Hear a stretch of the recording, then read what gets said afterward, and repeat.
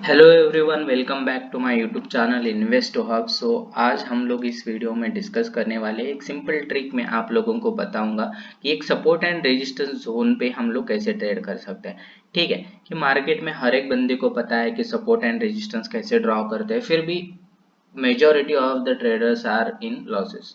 Okay, so उसके पीछे का एक रीजन ये है कि मल्टीपल टाइम आप लोग ऐसे देखते हो कि वहां पर हो क्या जाता है कि एक रेजिस्टेंस अगर ब्रेक हो चुका है तो उसके बाद स्टॉक थोड़ा सा मूव करेगा और उसके बाद फिर से जो स्ट्रक्चर उसने ब्रेक करा था उस स्ट्रक्चर में फिर से एंटर करेगा। सो यहाँ पर क्या होता है कि उसे हम लोग फॉल्स ब्रेकआउट या फिर पंक्चर ऑफ स्ट्रक्चर बोलते हैं। ठीक है, और कभी कभी अगर सपोर्ट ब्रेक हो चुका है सो एक्सपेक्टेड हर एक ट्रेडर को होता है कि इस यहाँ से फॉल होना चाहिए, पर होता क्या है कि थोड़ा सा स्टॉक वहां से फॉल हो जाएगा, उसके बाद फिर से स्ट्रक्चर में आके आपका एसएल हिट कर देता है। अगर ये वाली सिमिलर चीज अगर आपके साथ भी हो रही है तो उसके लिए आपको एक सिंपल ट्रिक मैं बताऊंगा कि आपको ये वाली चीज आपको फॉलो करनी है, तो आपको क्या हो जाएगा कि लॉसेस बहुत कम हो जाएंगे और प्रॉफिट जो है वो बहुत ज्यादा हो जाएगा। इसके लिए मैंने एक गोल्ड का चार्ट लिया है। एक्चुअली ये कमोडिटी का चार्ट है और कमोडिटी के लाइव अभी मार्केट चल रहा है। सो ये वाला चार्ट मैंने क्या करा है, यहाँ पर देख लिया। तो आप लोग देख सकते हो कि मैंने शॉर्ट कहाँ पर करा है, इस वैल्यू समवेयर यहाँ पर मैंने शॉर्ट करा है गोल्ड को, और एक्सपेक्टेड है कि मैं ये वाला टारगेट और ये वाला टारगेट अचीव कर लूँ।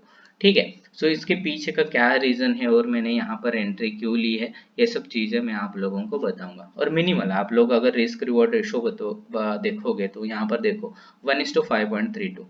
ओके, सो इतना रिस्क रिवॉर्ड रेशो मेरा इस पर्टिकुलर ट्रेड में है। ओके, सो आपको क्या करना है, सबसे पहले आप लोगों को पता है एक टाइम फ्रेम होता क्या है कि एक अगर मैं किसी टाइम फ्रेम यहाँ पर चूज कर लूँ सो एक कैंडल जो बनेगी, एक कैंडल यहाँ पर जो बनेगी वो उतने टाइम फ्रेम की होगी। ओके, अगर इसको मैं एक 1 वीक की करूँ या 1 डे की करूँ सो 1 डे और 1 वीक की एक एक कैंडल यहाँ पर हो जाएगी।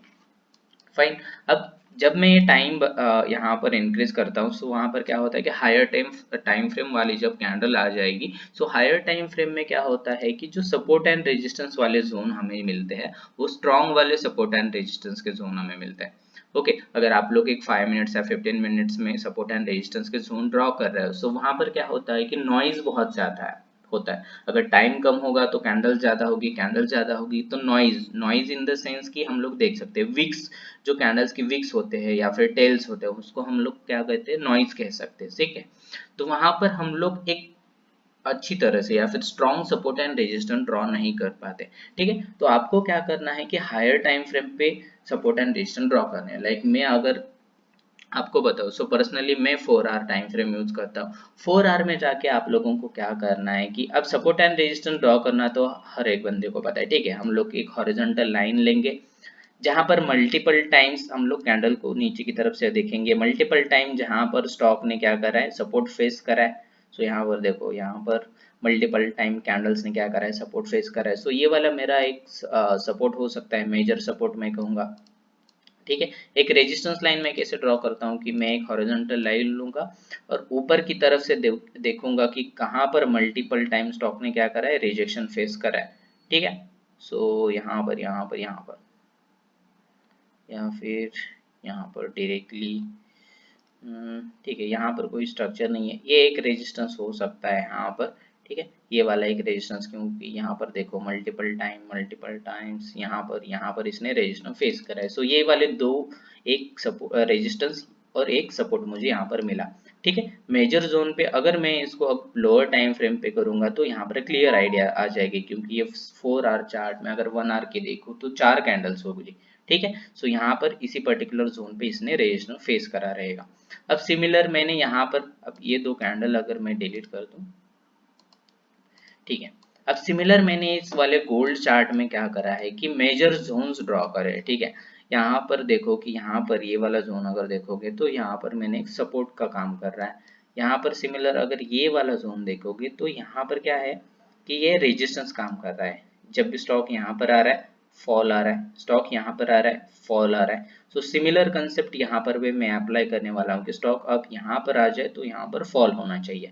ठीक है, सिमिलर अब यहाँ पर इसको अगर मैं लोअर टाइम फ्रेम पे लेके जाऊँ, 15 मिनट्स का टाइम फ्रेम अगर लगाऊं, सो ये वाला मेजर जोन मुझे मिल गया था कि यहाँ पर स्टॉक जब भी आ रहा है क्या हो रहा है कि इसमें फॉल आ रहा है। ठीक है, सो यहाँ पर फॉल आ रहा है इसको 5 मिनट्स में और लोअर टाइम फ्रेम पे। आप लोग अगर ड्रॉ कर रहे हो सपोर्ट एंड रेजिस्टेंस 4 आवर में या फिर 1 डे के टाइम फ्रेम पे, तो एंट्री जो है, एंट्री आप लोग 15 मिनट्स, 30 मिनट्स या 5 मिनट्स के कैंडल पे भी ले सकते हो।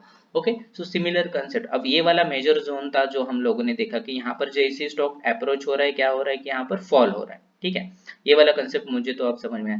अब रिस्क रिवॉर्ड रेशो बहुत इंपॉर्टेंट चीज है। ठीक है, रिस्क रिवॉर्ड रेशो में क्या होता है कि जब रिस्क रिवॉर्ड रेशो आप लोग मेंटेन करते हो तो हर एक बंदा कंसिस्टेंटली हर एक ट्रेड में प्रॉफिट नहीं कमा सकता। ठीक है, हर बार उसका टारगेट हिट होगा ही ऐसा नहीं होता है। अगर 10 ट्रेड हम लोग ले लेंगे तो उसमें से अगर बहुत हाईएस्ट एक्यूरेसी है फिर भी हम लोग क्या एक्सपेक्ट करेंगे कि 7-8 ट्रेड अगर उसके हिट हो रहे हैं। सो 2-3 ट्रेड तो ऐसे रहेंगे कि जिसमें एसएल हिट हो रहा है।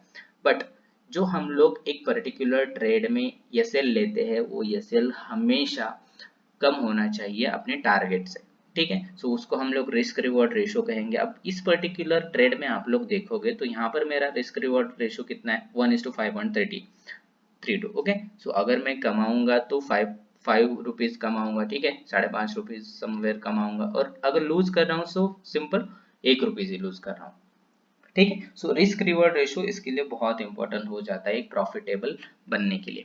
अब यहाँ पर अब इस वाले जोन पे, ये वाला जोन मुझे पता है कि इंपॉर्टेंट है, तो यहाँ पर शॉर्ट के चांसेस, अब मैं जैसे ही स्टॉक यहाँ पर अप्रोच होगा मैं यहाँ पर शॉर्ट नहीं करूंगा, मुझे कंफर्मेशन की जरूरत होगी। अब कंफर्मेशन कैसे मिलेगा कि अब यहाँ पर देखो इस वाले कैंडल पे तो मैंने ट्रेड नहीं लिया, ये वाली रेड कैंडल है इस पे भी मैंने ट्रेड नहीं लिया, क्योंकि यहाँ पर मुझे कंफर्मेशन नहीं मिल रहा है। जस्ट बिकॉज ये वाली कैंडल फॉल हो रही है तो मैं नहीं बताऊंगा कि यहाँ पर मैंने शॉर्ट करा, मैंने बिल्कुल यहाँ पर शॉर्ट नहीं करा है। सो नेक्स्ट वाली कैंडल, अब ये सेल ऑफ तो हमें मिल रहा है कि समझ रहा है कि यहाँ पर तो सेल ऑफ होने की चांसेस अब बढ़ रही है। तो ये वाली कैंडल जब भी यहाँ पर जितना इस वाले जोन के पास आ जाएगी वहां पर मैं क्या करूंगा, शॉर्ट करूंगा। अब इस पर्टिकुलर कैंडल को देख सकते हो कि यहाँ पर मैंने, इससे ऊपर भी गई थी ये कैंडल, लेकिन मैंने यहाँ पर शॉर्ट करा एक पुल बैक पे। ठीक है, अब जब मैं पुल बैक पे इसको शॉर्ट करूंगा, सो रिस्क रिवॉर्ड रेशो को देखो कि जब मैं स्टॉप लॉस सिर्फ इस, ये जो कैंडल है, ये जो कैंडल्स बनी है इस कैंडल्स के हाई पर मैंने अपना ये सेल रखा। सो यहाँ पर जब मैं पुल बैक पे शॉर्ट करता हूँ सो मेरा रिस्क रिवॉर्ड रेशो मेंटेन होता है और स्टॉप लॉस बहुत कम हो जाता है। ठीक है, टारगेट्स, अब टारगेट्स भी उतने ही इंपॉर्टेंट बनते हैं। टारगेट्स, ये वाला तो मेजर जोन रेजिस्टेंस का था, लेकिन ये वाले दो जोन हम लोगों ने जो ड्रॉ करे थे ये एक सपोर्ट्स लाइन थी उस पर्टिकुलर स्टॉक की। सो यहाँ पर अगर 4 आवर में अगर हम लोग देखोगे, सो 4 आवर में देखो कि यहाँ पर क्या हो रहा है। ठीक है, सो मेजर जोन्स है, मेजर जोन्स है, ये वाली कैंडल देखो इसका सपोर्ट, ये वाली कैंडल देखो इसका रिजेक्शन। ठीक है, ये वाला एक मेजर जोन है, ये वाला और ये वाला चीज। अगर ये वाली नीचे वाली देखोगे सो मल्टीपल टाइम स्टॉक यहाँ पर अप्रोच हो रहा है, फॉल हो रहा है, यहाँ पर इस हाई देखो। सो ये वाले जोन भी बहुत इंपॉर्टेंट, यहाँ पर देखो consolidation moment on this zone. Okay, so ये वाले जोन भी बहुत इंपॉर्टेंट है। सो इस तरह से आपको क्या करना है, सपोर्ट एंड रेजिस्टेंस ड्रॉ करना है।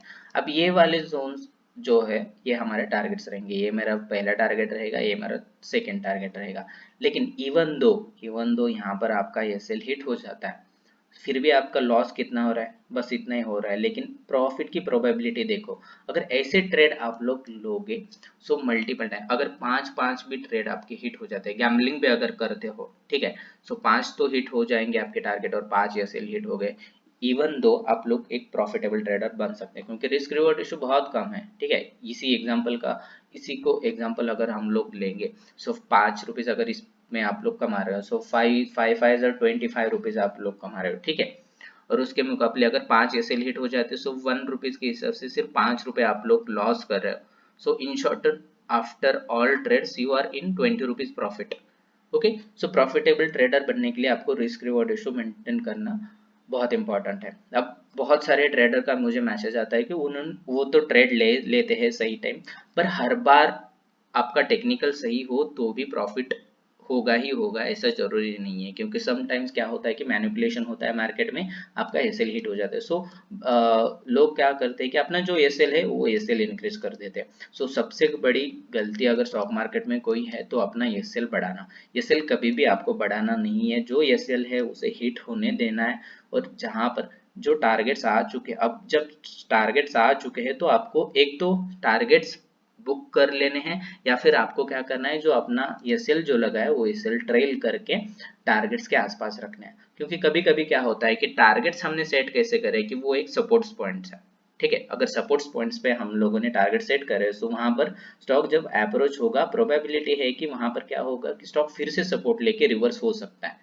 सो जो प्रॉफिट आप लोगों ने यहाँ पर कमाया था वो प्रॉफिट आप लोग लूज नहीं कर सकते, ठीक है। वहां पर आपको क्या करना है, लूज नहीं करना है। सो आप लोग क्या कर सकते, stop loss trailing is also important. So आप लोग यहाँ से ट्रेल करके स्टॉप लॉस इस पर्टिकुलर जोन पे ला देना, ठीक है। Thank you guys. So this is one of trade, I am hoping it should hit, let's see what will happen. अगर कोई भी डाउट हो तो आप लोग कमेंट बॉक्स में रख सकते हो, मैं आपको जरूर रिप्लाई करूंगा। Thank you guys.